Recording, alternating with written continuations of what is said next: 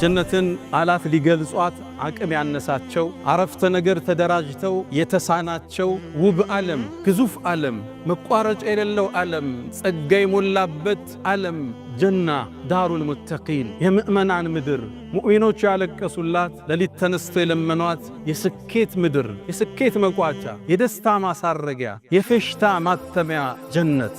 እሷ ውስጥ በሽታ የለም፣ ህመም የለም፣ ሞት የለም። እሷ ውስጥ ሽንት ቤት መጸዳዳት የለም፣ አክታ የለም። እሷ ውስጥ ጭንቀት የለም፣ ትካዜ የለም፣ ሐዘን የለም። ስሟም ዳሩ ሰላም ነው፣ የሰላም ምድር ብቻ ነች እሷ።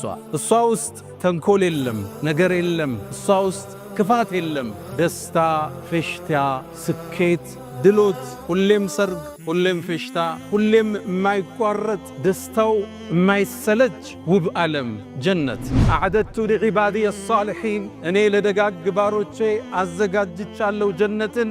ማላ ዓይኑን ረአት ዓይን አይተው ማታቀው ዓለም፣ ወላ ኡዙኑን ሰሚዐት ጀሮ አዳምጠው ማታቅ፣ ወላ ኸጠረ ዓላ ቀልቢ በሸር በሰው ልጅ ልቦና ውስጥ እንዲህ አይነት ዓለም አለ እንዴ? እንዲህ አይነት ምቾት አለ እንዴ? ብለው እንኳን በልቦናቸው ብልጭ ብሎ ማያቅ፣ አስበውት ማያቅ፣ አልመውት ማያቁት ውብ ዓለም ለደጋግ ባሮች አዘጋጅቻለሁ ይላል አላህ። ስለ ጀነት ስናወራ ዱንያ ላይ የምናያቸውን ዕቃዎችን ብንጠቅስም ከጀነት ጋር ይገናኙ ስሙ ብቻ ነው እዚህ ላይ ያለው። እዛ ነው አብዱላህ ብኑ ዓባስ ለይሰ ፊል ጀነቲ ሸይኡን ሚማ ፊ ዱንያ ኢለል አስማእ ነው። ጀነት ውስጥ የተጠቀሰ ነገር ዱንያ ላይ ካገኘ ስምን ያገናኛቸው አይገናኙም። ውበቱ፣ አይነቱ፣ መዓዛው፣ ጥፍጥናው፣ ስያሜው ብቻ ነው የመጣው። የመጀመሪያው ወደ ጀነት የሚገቡት ቅፍለቶች አላ ሱረቲ ቀመሪን ለይለተል በድር ሙሉ ጨረቃ በሆነበት ቀን ጨረቃ ክቡና ድምቃ በምትታየው ብርሃን ፊታቸው እንደዛ ያበራ የሚሄዱ ሰዎች አሉ። ውጁህ የውመኢዝን ሙስፈራ ዳሒከቱን ሙስተብሽራ ፊታቸው የሚያበራ ሳቅ የለበሰ ፊት የያዙ የመጀመሪያው ቅፍለት እሱ። አላ ሙሸምርን ልልጀና እናንተ መሃል ለጀነት የታጠቀ የለም አሏቸው። በአላህ ይሁንብኛል። ጀነት እኮ ኑሩን የተለእለእ የሚያበራ የብርሃን የተንቀለቀለበት ዓለም። ወረይሓነቱን ተህተዝ ስታየው ምልከታህን ዓይንህን የሚማርክ ልዩ ዓለም ነው። ወባሕሩን ሙተሪድ የማይቋረጡ ወንዞች የሚፈሱበት ምድር ነው። ወቀስሩን መሺድ በጣም የተዋቡ ውብ ሕንፃዎች፣ ቤተ መንግሥቶች ያሉበት ውብ ዓለም እኮ ነው አሏቸው። ሰሓቦቹም የአላህ መልእክተኛ በእርግጠኛ ጀነት ታጥቀናል አሏቸው። ጀነት ግንባታዋን አላህ የገነባት ለቢነቱ ሚን ዘሀብ ሕንፃዎቿን ሲናገሩ ጡቦቿ አንዱ ከወርቅ ነው፣ ሌላኛው ከብር ነው፣ የሁለቱም አያያዣ ሚስክ ነው ይላሉ ነቢ ዓለይሂ ሰላቱ ወሰላም። አላህ በረቀቀው ጥበቡ ያሳምራል፣ አስውቦ ዲዛይን ያደረጋት፣ አሳምሮ የሰራት ጀነቱ ዓድንን አላህ ሰርቶ እንደጨረሰ አስዋባትና ተናገር ያላት አንድ ቃል ተናገረች። ቀድ አፍለሐል ሙእሚኑን አለች። ይህን ጸጋ የሚያገኙት ሙእሚኖች ተሳካላቸዋል። ጀነት ራሱ እያንዳንዱ የጀነት ሰው የራሱ የሆነ ዓለም አለው። ግዙፍ ዓለም የራሱ ወንዞች አሉት፣ የራሱ ቤተ መንግሥቶች አሉት፣ የራሱ የሆኑ ድንኳኖች አሉት፣ የራሱ የሆነ ሰፊ ዓለም ግዛት ለአንድ ሰው ይሰጠዋል። ኢዛ ረአይተሁም ይላል እነዚህ ኸዳሞችን ስታያቸው ሐሲብተሁም ይመስለዋል ሉዕሉአን መንሱራ የተበተነ ሉል ነው የሚመስሉ።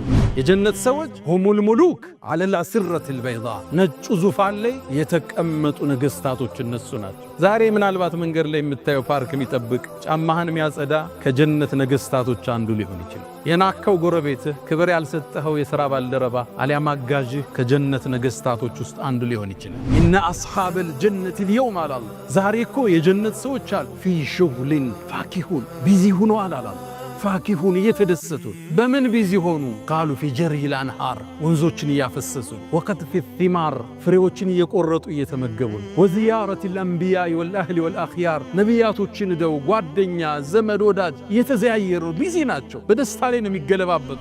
ሰላሙን ዓለይኩም በእናንተ ላይ ሰላም ይስፈን ይሏቸዋል። ጥብቱም ምርጥ ሆናችሁ ፈድኹሉሃ ኻሊዲን ይህን ውብ ዓለም ለዘላለም እንግቡበት ይባላል። ያኔ ምእመናን አላህን ያመሰግናሉ። አልሐምዱሊላህ ምስጋና ይገባው ቃሉን ለሞላልን ቃሉን እውነት ላለን አላህ ጸጋዎቿ የማይቋረጥ ምቾቶቿ የበዛ የተድላ የፌሽታ ሀገር። ፌሽታው ታዲያ በሚስቶችም ይደምቃል። የጀነት ሰዎች የሚያገቧቸው ሑረል ዒን የሚባሉ ሚስቶች አሏቸው። አልሐውራ ሑረል ዒን ማለት አይኗ ሰፊ ሆኖ ነጩ በጣም የደመቀ ጥቁሩ በጣም የጠቆረ ሰፊ ውብ የውበትን ጥግ አላህ የሰጣት። አላህ ሲገልጻት ሉእሉእ መክኑን ተከድና ተሸፍና ለዓመታት የተቀመጠች ሉል ነው የምትመስለው ስትገልጣት። ይቺ የጀነት ሰዎች ባለቤት ነች።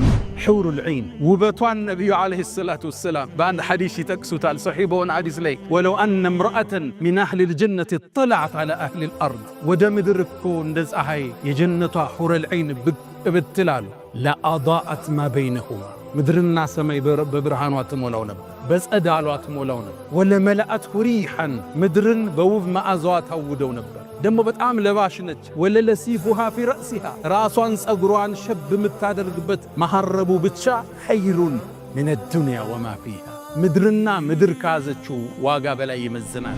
ወነዛዕና ማ ፊ ሱዱሪሂም ምን ግል ጀነት ውስጥ ጥላቻ የለ፣ መቀናናት የለ። ደስተኛ ነች በባሏ ሌላ ቦታ በመሄዱ። እሷ ደግሞ የጀነት ሴቶች አይነታ የዱንያ ሚስቱ ነች።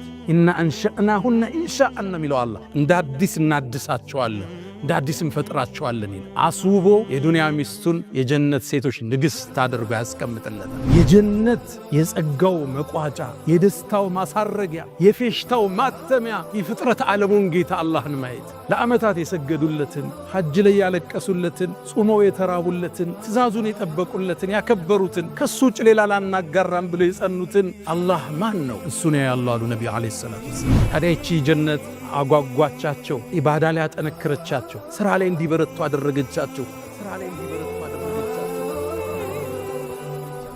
አላህን ከሚወርሱት ናቸው። የነቢዩን ዓለይሂ ሰላቱ ወሰላም ሐውድ ጠጠው ወደ ጀነት ውስጥ የሚገቡት ባሮቹ እነሱ ናቸው።